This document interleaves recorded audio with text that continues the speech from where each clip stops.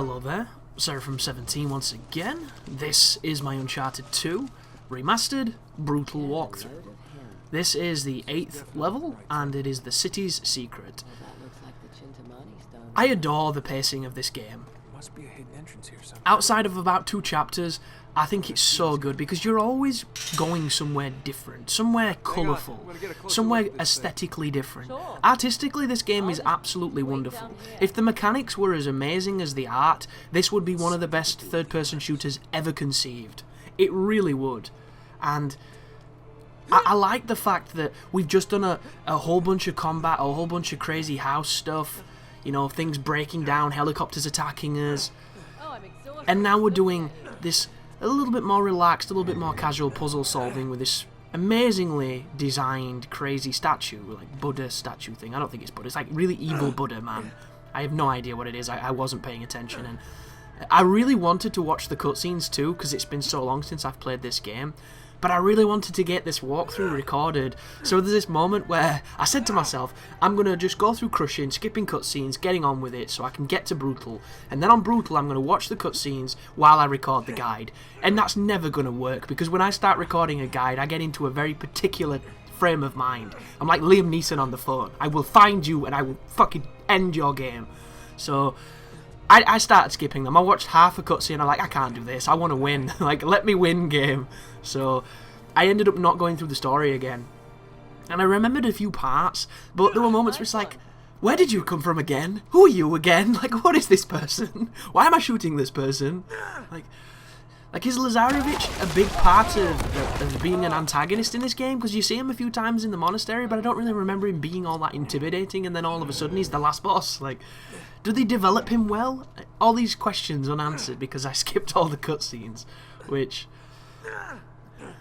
I'm a person who watches cutscenes, and I'm in a minority, I feel like, with this, because I was listening to a couple of different YouTubers on their projects. Like, there are people who like make really good gameplay videos who have no interest in the story of a game and never watch the story, like not even once, not even on a first playthrough. They just skip to the gameplay. They don't give a shit. I can't do that. I feel rude. Like, I feel like I'm missing out on knowing what the game is. And I really like stories. I like a good story. I like a good, you know, experience of a game. So on my first playthrough, I watch it all, and I'm paying attention, and I'm having a ton of fun. Like, it never even comes across my mind to be like, fuck this, let's get to gameplay. Like, it does later on, when I get impatient, when I want to go down a hole and there's a woman blocking my way with a bloody canvas jeaned ass. But, you know, that's neither here or there. But this is a surprisingly short mission, and there might not be that much combat in this, because I think the combat begins post the next mission. And that's one of the interesting parts about the game as well, because the missions generally are quite short. They vary between being, you know, middle length to short. It gives it a real punchy feel to the pace, which is what makes the latter stages really contrast with just how long they are. But this game, look at it, like, we're underground now. Some really nice lighting being displayed here with the torch, some really nice graphical detail on his clothing getting wet. All these features that made this game, you know, really stand out when it came out. Just wonderful in its design. Yet completely inferior to Dead to Rights Redemption when it comes to shooting. Which, if you never played that game, please do.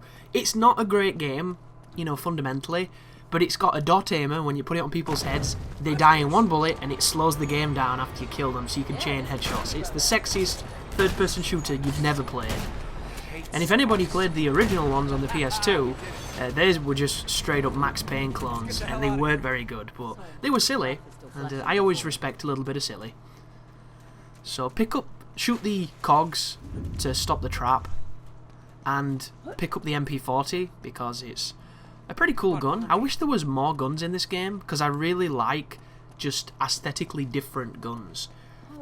Most of them perform almost identically, but there's just something about picking up tons of different weapons, and that's one of the things I hope Uncharted 4 does really well.